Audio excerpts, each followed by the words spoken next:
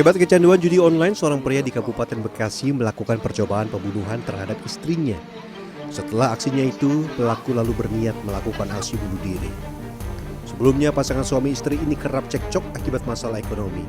Istri pelaku sering marah sejak pelaku kecanduan judi online hingga menghabiskan uang istrinya sebesar 3 juta rupiah. Dia tuh main slot. Oh, gara-gara main slot. Oh, lakinya sering main slot. Iya, di sononya duit tuh kata dia habis cairan BK.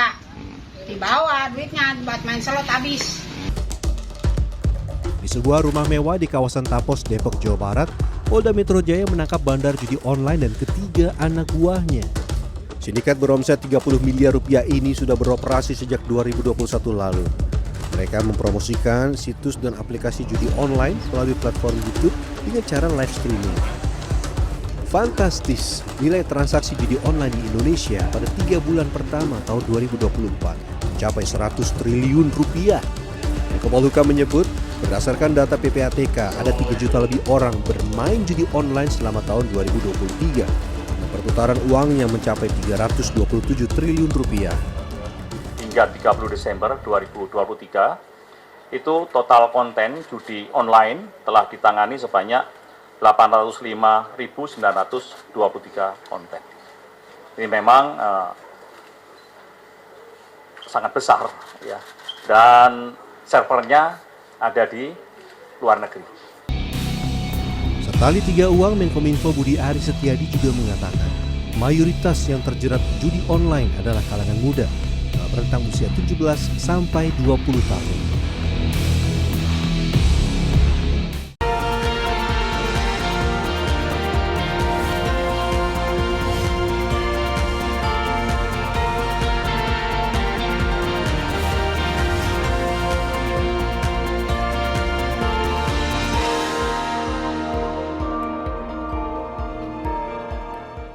Ya, masalah judi online semakin marak. Menurut catatan PPATK ada sekitar 2,1 juta orang yang terlibat dalam judi online. Tentu saja angka ini merupakan ya permukaan dari gunung es ya. Pasti masih banyak jumlah orang yang terkena dan terlibat dalam judi online, termasuk anak-anak dan tentu saja yang mereka masih rentan baik dari segi usia maupun dari segi ekonomi.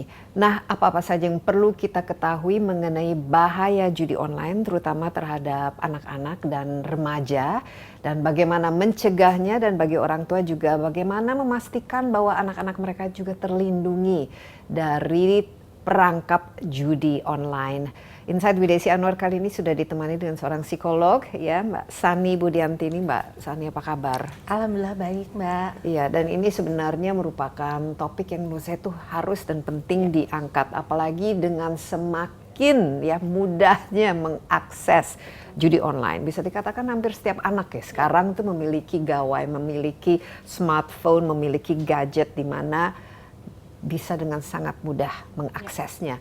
Nah, Mbak Sani, ini sebagai psikolog anak termasuk keluarga juga, judi online ini merupakan salah satu dari concern yang paling sering tidak mau menjadi topik ataupun untuk di counseling kepada orang tua. Ya, ini ancaman yang luar biasa menurut saya. Jadinya meningkat dari waktu ke waktu. Kalau dulu kan kita memang bahas bullying gitu ya, atau no porn. Nah, sekarang ini judi online sudah makin marak. Dan parahnya kan mereka semua punya dawa ya. Jadi akses makin mudah. Dan mereka juga tahu punya uang tuh misalnya enak, misalnya apalagi dengan iklan yang beredar itu sangat memikat kaum muda kita ini untuk mencoba. Awalnya mungkin mencoba, tapi lama-lama akhirnya keterusan dan terjerat di situ. Dan ini menjadi potensi problem di dalam keluarga yang mestinya memang harus sudah sangat urgent ya, harus dibahas dan kemudian diantisipasi oleh orang tua. Jangan sampai anak ujungnya malah udah kejerat dan nggak bisa lagi keluar di dalam perangkap ini gitu. Ya, nah biasanya yang sudah datang ke Mbak Sani untuk ke counseling ya secara psikologis dan lain itu tahapnya seperti apa dan apa concernnya khususnya dari orang tua yang khawatir terhadap apa yang dilakukan oleh anak-anaknya? Iya, jadi kalau kita menurut hemat saya yang namanya populasi rentan itu kan yang sebenarnya yang nggak punya pendapatan ya. Iya. Jadi mereka punya uang jajan, Uang jajan, ya kan. biasanya kan di bawah, taruhlah di bawah 100 ribu, ribu, 50 ribu. betul gitu ya. Dan itu memang sebenarnya mereka itu nggak tahu sebelum dihampiri. Jadi mereka tuh bahayanya dawa yang mereka pegang itu kan dihampiri oleh si mudahnya akses itu loh. Jadi aktivitas mereka itu ditempel dengan banyaknya iklan. Akhirnya tergiurlah, mereka bukalah di situ.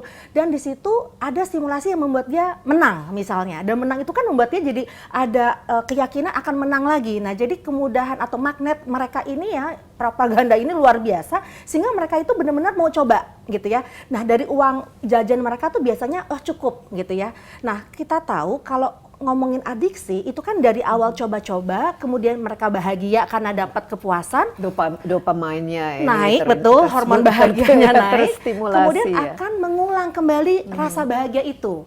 Nah, dengan cara melakukannya lagi. Nah, bahayanya kalau bahasa kita tuh ada namanya toleransinya meningkat terhadap kehilangan. Jadi biasanya nggak apa-apa deh kehilangan 100 ribu gitu kan. Oh, nanti 200 ribu nggak apa-apa, sampai nanti naik. Nah, proses naiknya toleransi ini terhadap kehilangan itu dia nggak sadar. Sampai kemudian baru tahu bahwa sudah habis uangnya, kemudian paradigma dari tadinya dia mau kaya gitu dari uang yang dia dapat dari hasil judi, akhirnya meningkat kepada nggak apa-apa deh, saya terlilit hutang tapi saya harus menang untuk bayar hutang lagi. Jadi meningkat lagi aktivitasnya.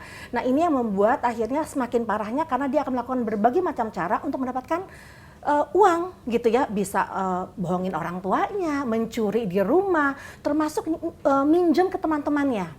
Makanya ini kan dampaknya jadi luar biasa ya, pertemanannya hancur, orang tua juga ya bingung menghadapinya, sampai berani juga untuk ini pinjol. Iya, nah pinjol ini yang menjadi masalah ya, betul. bukan satu pinjol tapi nanti pinjol Betul.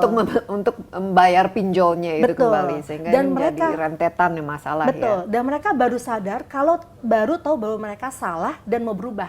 Nah, kesadaran itu yang sebenarnya kita nggak tahu kapan sebelum dia terjerat sesuatu yang sudah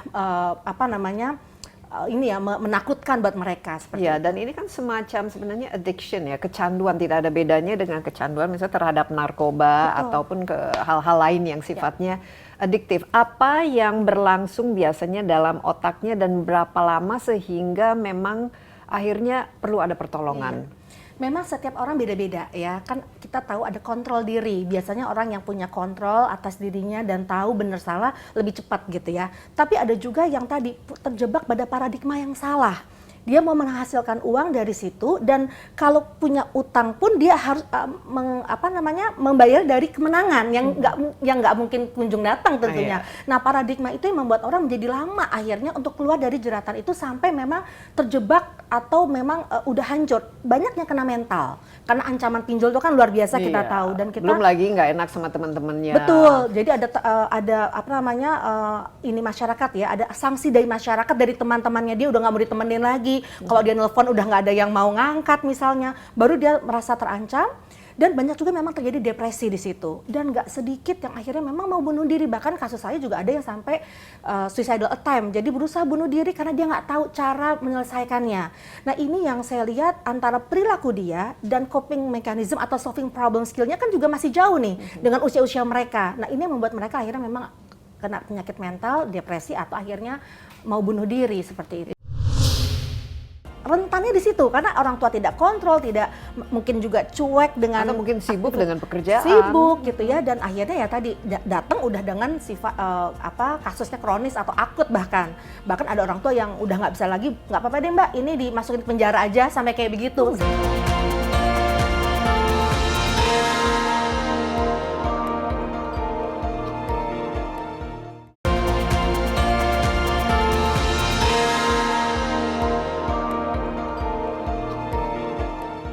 Kalau kita bicara mengenai remaja ya, usianya kan pasti usia masih muda, dan memang secara psikologis mereka juga sangat rentan ya, dan apalagi nanti mereka merasa putus asa dan mencoba untuk melakukan ya bunuh diri atau mungkin kriminalitas dan lain sebagainya. Betul. Profil ya yang rentan terhadap judi online itu secara keseluruhan itu seperti apa, backgroundnya seperti apa, usianya, dan juga mungkin dari segi apakah orang tuanya juga selama ini involved atau terlibat. Memang kan kalau dari data memang mengatakan yang main banyaknya judi online itu kan justru orang yang berpendapatan rendah ya, 100.000 ke bawah gitu. Jadi bisa anak-anak, bisa ART misalnya, asisten rumah tangga. Ini yang bahaya juga kalau dia terjebak, dia nggak tahu cara nyelesainnya, dia bisa gelap mata untuk melakukan kriminal. Itu bahaya sekali, ada di rumah kita loh gitu kan. Dan kemudian juga ibu-ibu rumah tangga ya, yang nggak ngapa-ngapain, yang isi waktu luang dengan coba-coba gitu kan. Sebenarnya ini kelompok-kelompok yang paling rentan menurut saya. Dan yang parahnya lagi sebenarnya ya, kalau orang menang itu ngomongnya lebih banyak dibanding yang kalah gitu. Jadi ini menjadi iming-iming bagi yang lain. Wah, dia saja bisa menang, kenapa saya nggak bisa menang? Betul, gitu. magnet deh, ya kan. Jadi itu jadi kayak ada ketertarikan sendiri untuk mencoba lagi. Kok dia bisa, aku nggak misalnya? Atau aku mau kayak ini karena misal influencer mengiklankan yang luar biasa gitu kan.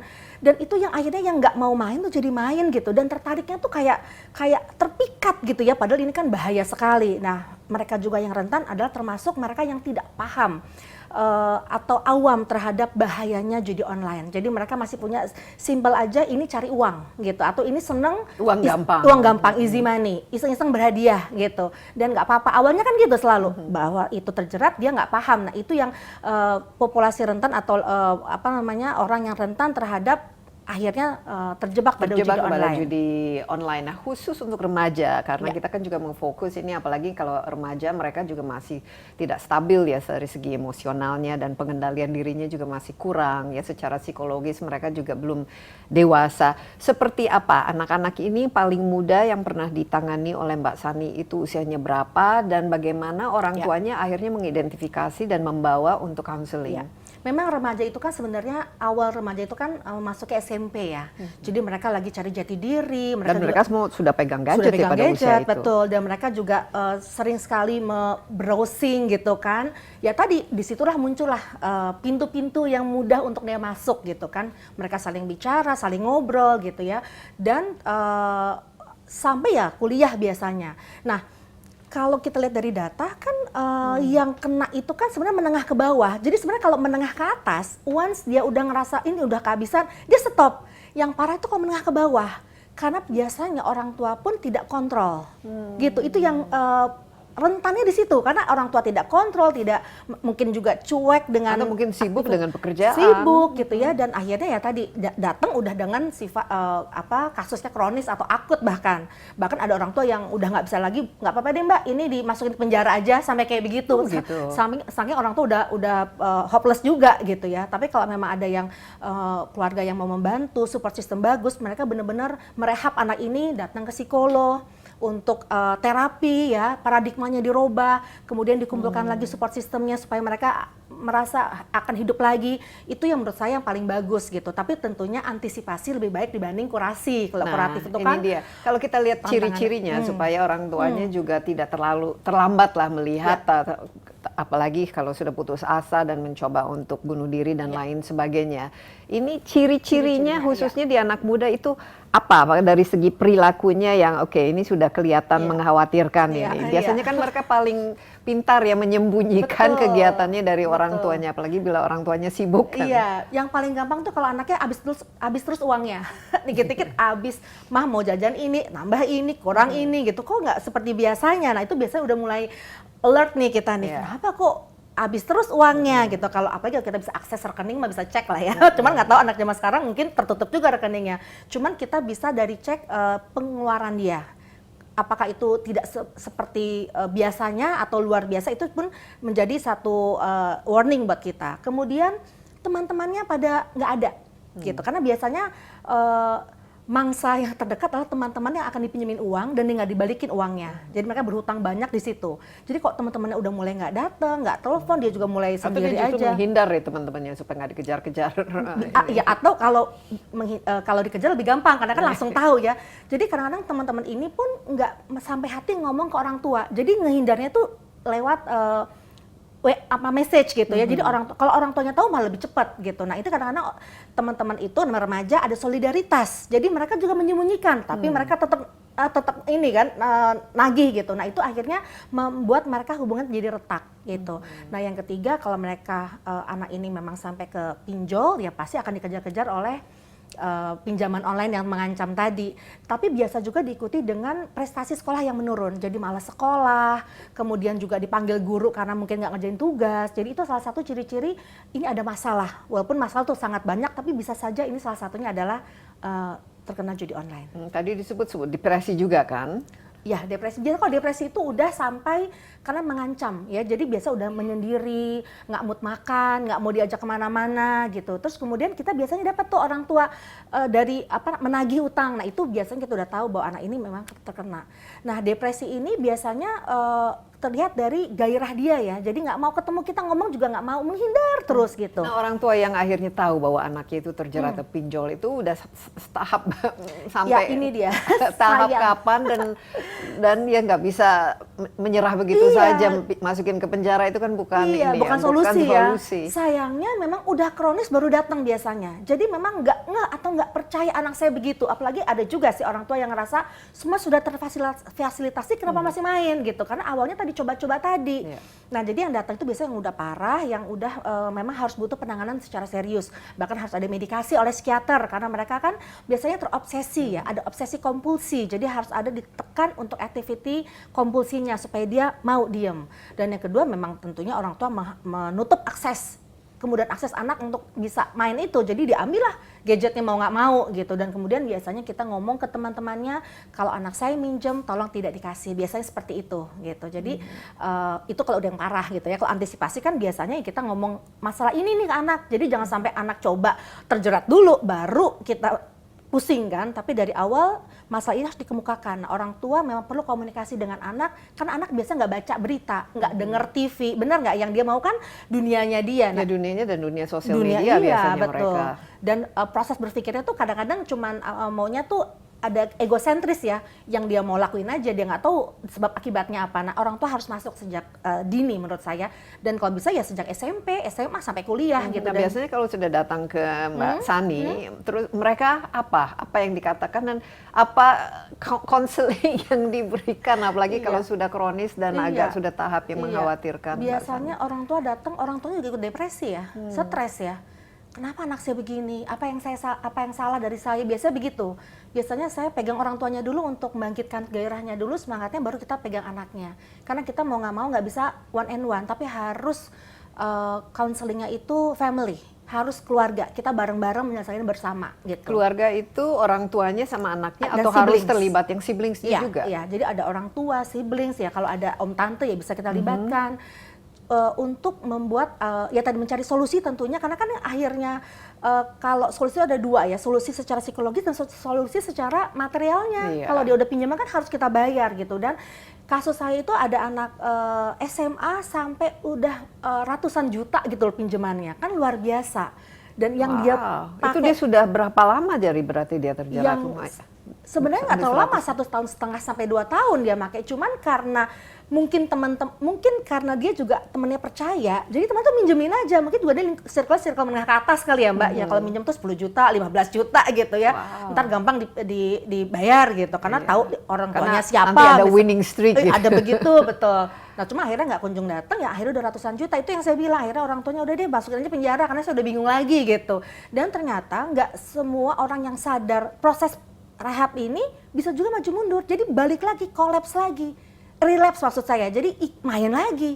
Jadi yang penyakit itu adalah sudah ada paradigma di otaknya bahwa dia bisa menang. Jadi alertness atau apa ya, daya nalar dia tuh sudah menurun karena sudah ada toleransi yang tinggi terhadap kehilangan tadi. Tapi apakah ada kerentanan dalam diri sendiri juga? Karena kan banyak sekali anak-anak muda dan mungkin hanya sebagian yang terjerat, tapi yang lain bisa mengontrol diri ya. Ciri-ciri dan kenapa biasanya ada individu yang lebih rentan terhadap perilaku adiktif atau kecanduan ini, Mbak Kalau Sani? saya melihatnya memang kematangan diri ya, maturity. Semakin orang mature, kalau dia tahu nih agak terjebak, dia diam, dia stop. Ini buat fun saja atau hanya buat ikut-ikutan, tapi situasional misalnya. Ada kontrol diri, tapi yang justru yang tidak matang secara psikologis justru itu yang terjebak. Karena kan dia gampang teriming, gampang terinspirasi dari yang dia lihat tanpa lihat bahayanya di mana atau akibat dari yang dia lakukan tuh apa. Jadi yang parahnya sih ketika dia sudah ada terjebak pada stigma tadi, paradigma yang salah, mindset yang salah, dan diiringi dengan kematangan emosi yang kurang. Ini yang menurut saya harus diberantas dari juga sekolah. Jadi sekolah tuh juga bukan hanya stop bullying, stop porn, tapi juga stop judi online.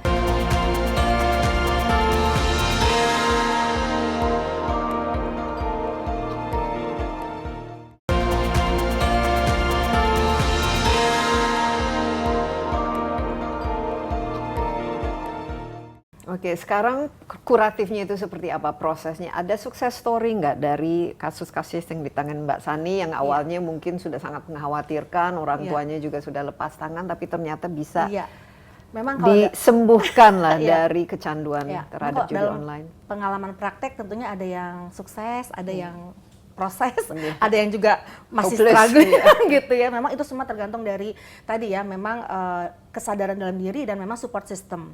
Tapi kuratif yang saya saat ini harus ceritakan di sini adalah bahwa anak atau remaja itu kan sebenarnya masih butuh orang tua.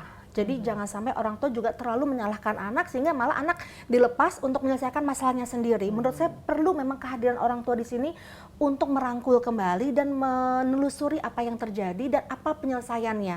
Karena anak ini walaupun dikatakan katanya dia sudah dewasa, tapi pikirannya belum tentu dewasa tadi kan. Nalarnya, tingkat gamblingnya itu loh, resiko yang akan diambil tuh dia belum paham biasanya. Nah jadi menurut saya supaya anak tidak tambah depresi atau sampai akhirnya nanti suicidal attempt itu kan lain lagi gitu ya isunya. Jadi bagi saya orang tua memang harus hadir bersama-sama, punya optimisme untuk merangkul anak ke psikolog kalau perlu atau ke psikiater ya untuk dicari jalan keluarnya dan tentunya kembalikan anak kepada jalur yang tepat yaitu sekolah dengan hobi atau kegiatan yang positif buat anak itu. Nah itu biasanya perlu waktu berapa lama dan kapan akhirnya, sekarang kan sudah kalau kita ke tempat-tempat rehabilitasi ya, kalau dulu kan mungkin kasus narkoba dan lain sebagainya, sekarang kan kita sudah banyak juga yang sana karena adiksi kecanduan gawai, kecanduan video game dan sekarang kecanduan judi online. Nah itu proses ini sampai berapa lama gitu berapa ya? lama bisa? 3 bulan itu proses yang paling berat karena katanya anak sadar tapi belum tentu sadar. Jadi bisa juga bohong-bohong lagi, tipu-tipu lagi. Bisa kadang-kadang dia pakai HP supirnya atau mbaknya itu bisa banget gitu. Kadang-kadang nyuri-nyuri. Ada. Jadi kan masih 3 bulan itu proses yang memang menurut saya paling berat. Karena anak sendiri pun masih dalam kelabilan gitu ya. Iya enggak atau ini enggak. Jadi masih. Nah, ini yang menurut saya paling berat, tapi kemudian 6 bulan itu sudah mulai lebih reda. Nah, sebenarnya dikatakan sukses kalau sudah setahun dia tidak make. Itu kita kategorikan sukses. Tapi kalau dalam 6 bulan dia make lagi, berarti dari nol lagi, mulai lagi. Oke, dalam percakapannya Mbak Sani, ini kan anak juga diajak komunikasi ini. Rata-rata apa menurut mereka dan kenapa mereka sampai terjerat gitu dalam judi online? Bagaimana mereka memulainya, dapat pengaruh dari mana, dan mendapatkan situs-situs judi online-nya itu siapa yang ngajarin gitu? Iya. Kalau anak sekarang itu kan lebih pinter ya dibanding maksudnya kita seorang tua ya, dia bisa cari tahu apa yang dia mau. Jadi kalau ada aja tadi iklan atau ada kan dia lagi main game tiba-tiba suka muncul gitu kan. Kalau kita lihat juga pemerintah memblokir tapi kemudian tumbuh 1000. Jadi kejar-kejaran gitu ya. Jadi jadi rasa penasaran atau curiosity itu nomor 1 untuk membuat dia nyoba dengan apa yang dia punya itu dulu. Kemudian baru tuh nggak sadar dia terjebak dan tadi akhirnya ada kompulsi ya berulang karena ingin penasaran, ingin menang dan sebagainya, dan diperkuat dengan memang iklan influencer itu memang luar biasa menurut saya karena memang betul ya remaja itu kan sangat harus punya role model. Nah role model yang salah itu yang diikutin sebenarnya. Jadi sebenarnya kita harus berantas itu semua periklanan apapun yang ada di sini supaya anak tidak tergiur.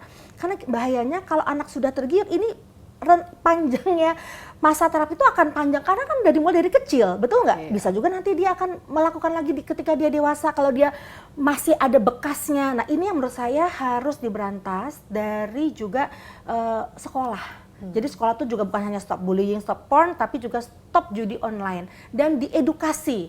Ini yang menurut saya anak tidak punya memang pemahaman di situ sehingga anak terjerumus di situ. Iya, edukasi ini sangat penting ya, Iya, karena apalagi ya kalau kita lihat juga judi online ini sebenarnya dari usia berapapun asal mereka punya akses terhadap Iya. gadget itu pasti bisa ya, Iya. gampang untuk kita tidak mencari saja sebenarnya kan sudah ada ya Iya, kalau iya. kita klik misalnya ada betul.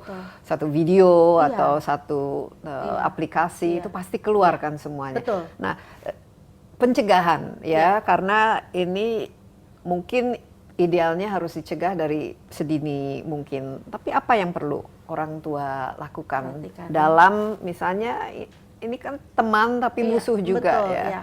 Jadi kalau saya biasa kesepakatan orang tua dalam smart user ya, anak itu harus jadi smart user, bukan jadi korban dari di era digital ini. Jadi orang tua memang perlu sekali menjadi teman anak, bersahabat dengan anak. Jadi kalau orang tua bermusuhan dengan anak, apa yang orang tua ngomong pasti nggak akan didengar dong gitu. Jadi orang tua juga harus terampil mendekati anak. Kemudian dari kedekatan itu mulailah kita bicara dengan apa yang terjadi isu-isu sekarang ini. Karena menurut saya anak tetap butuh sumber yang terpercaya gitu. Dan termasuk tadi dari sekolah, dari program mungkin guru BK, ya kan bisa juga dengan studi kasus yang ada diomongin. Jadi menurut saya sekarang ini orang tua juga boleh sih menggerakkan sekolah untuk aktif juga untuk stop judi online sebagai antisipasi. Tapi kalau kurasi tadi ya memang lebih panjang ceritanya, lebih menguras energi dan biaya tentunya, dan tadi kesembuhannya juga itu masih 50-50 di situ. Iya, kalau sudah masuk rehab ini agak Iya. sudah sulit ya. Tapi ada rehabilitas tempat-tempat yang memang bisa dianggap paling bagus lah untuk sebagai kuratif. Jadi sementara ini rehabilitasinya adanya di rumah sakit jiwa gitu. Nah ini juga kan ada stigma sendiri kan, Betul. nanti kan Betul. orang tua juga mungkin agak takut untuk mengirimkan anaknya ke situ ya. Iya, dan biasanya yang masuk rumah sakit jiwa yang biasa anak itu sudah bengong, sudah depresi. Jadi muncul simptom-simptom gangguan kejiwaan masuk ke rumah sakit jiwa. Nah ini angkanya sudah kelihatan semakin meningkat. Ya, semakin Mbak meningkat. Jadi kalau kemarin saya visit di rumah sakit Grogol, itu kasus anak datang karena depresi karena judi online meningkat memang. Walaupun saya belum baca datanya, tapi meningkat. Jadi biasanya datang karena memang anxiety, ya kecemasan tinggi atau Iya, apa, tapi ada ujian atau ya, masalah yang pacaran. betul atau betul. Tapi ini bullying. betul depresi karena judi online ini meningkat. Dan usianya paling Mbak Sani yang paling ketahui, yang paling muda yang menjadi kasus. SMP sih kalau SMP istilah. ya. Tapi katanya SD juga sudah mulai karena kan sudah megang Nah, gadget, sudah tahu. Nah ini dia, mungkin ada menurut secara psikologis ya Mbak Sani ya, usia berapa anak itu boleh memegang gadget yang smartphone ya? Mungkin Iya. awal-awalnya lebih ke asal mereka bisa telepon rumah Iya, gitu. iya. Tapi kalau sudah bisa berselancar di Iya. dunia internet. Memang ini jadinya teori ya, bahwa sebenarnya kalau anak sudah matang baru dikasih smartphone, tapi sekarang belum matang pun kan udah dikasih. Iya. Karena Umur 2 tahun pun sudah bisa Betul. swipe Malah lebih ya. jago. Lebih jago.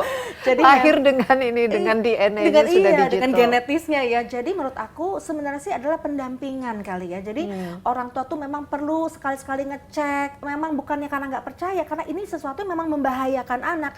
Dan memang di awal sudah dikasih tahu bahwa kesepakatan kita ini handphone tuh milik kita bersama, yang kita perlu tahu apa yang ada di situ gitu. Jadi bukan berarti masalah ketidakpercayaan, tapi pendampingan menurut aku.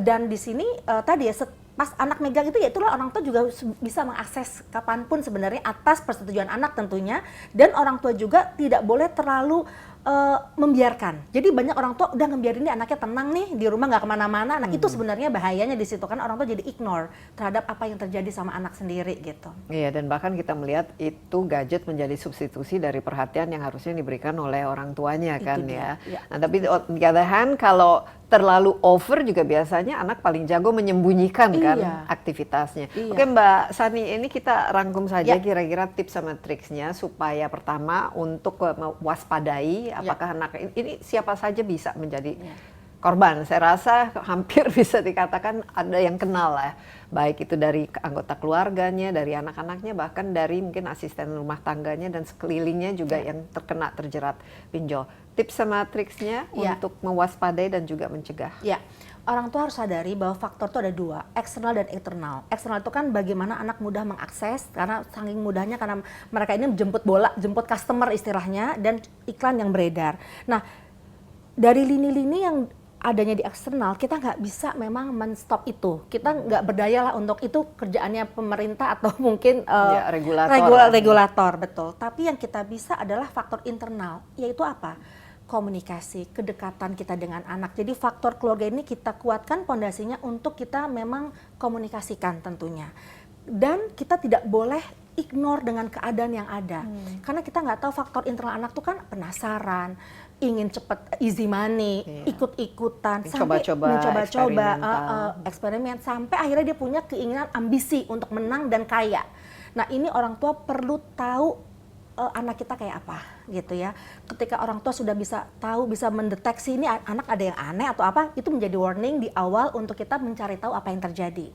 Sehingga orang tua di sini menurut saya pentingnya kedekatan ya, pemahaman terhadap anak pun harus dipahami. Jadi bukan hanya sekedar mungkin juga kontrol terhadap akses betul. Ya, harus puasa gadget mungkin diajarkan. Betul. Jadi selain komunikasi dan kedekatan juga termasuk kesepakatan tadi sih. Ada aturan di rumah lah bahwa orang tua boleh lihat, boleh ini, walaupun tadi dengan kesepakatan tadi tentunya, tapi itu adalah salah satu cara kita. Walaupun ini anak lebih pintar, tapi paling tidak ada usaha kita dan anak juga alert bahwa orang tua ternyata lumayan concern ya gitu. Jadi supaya anak juga sadar bahwa memang ada bahaya di sekitar dia yang memang mengancam mereka begitu. Iya, tapi rata-rata bisa ada sukses story kalau ditangani dengan baik, Mbak Sani. Wah sangat Mbak, bahkan orang tua yang sangat dekat dengan anak bisa berkomunikasi dengan anak, jadi tahu anak tuh jangan sampai banyak waktu luang. Ada kegiatan yang positif, yang hobi mendukung hobi anak, itu membuat anak nggak kepikiran main judi online karena dia udah sibuk dengan happy kegiatan yang buat dia happy gitu. Dibikin sibuk nih anak-anak. Dibuat sibuk dan dibuat anak bangga dengan